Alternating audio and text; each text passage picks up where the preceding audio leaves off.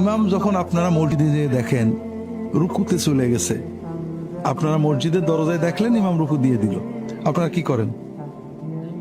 হ্যাঁ, আগে দরজাতে কি করেন সেটা কম। দৌড় দেন, ঠিক না? দৌড়ে দেখে যদি রুকু পাওয়া যায় ভালো, যদি দেখা যায় ইমাম সাহেব সামি আল্লাহু লিমান হামিদা বলে ফেরেছে, তখন কি করেন? ক্যাশ করে হাত ব্রেক করে দাঁড়াই পড়েন, ঠিক না? ইমাম সাহেব রুকু থেকে উঠে সেজদা টেজদা করে ওঠার পরে আল্লাহু আকবার বলেন, ঠিক না? এই দুটো কাজই গুনাহ, মাকরুহ।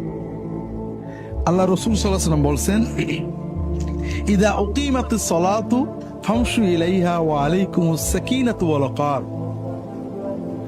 যখন নামাজ শুরু হয়ে যাবে, একামত হয়ে গেছে, রুকু যাই হোক, তুমি নামাজে যাবে, মনটা শান্ত থাকবে, অস্থির মোটেও হবে না।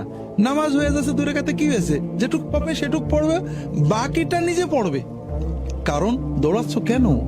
তুমি যখন মসজিদ থেকে, বাড়ি থেকে, দোকান থেকে মসজিদে যাওয়ার নিয়তে বেরিয়েছো, বা তোমার পাটা মাটিতে ফেলার সঙ্গে সঙ্গে তোমার আমলনামায় নামাজ পড়ার সওয়াব লেখা হচ্ছে।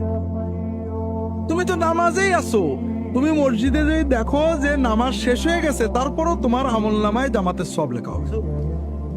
তুমি দৌড়াবে কেন? শান্তভাবে যাবে। আপনি অভ্যাস করেন, বিশ্বাস করেন, মাস দিয়ে অভ্যাস করবেন, জামাতে মন শান্ত, রুকু দিচ্ছে, আপনি শান্ত আছেন, মন অস্থির হচ্ছে না, দেখবেন আপনার দুনিয়ার সব কাজে মন শান্ত হয়ে যাবে। এই যে অস্থিরতার ব্যারাম সেরে যাবে।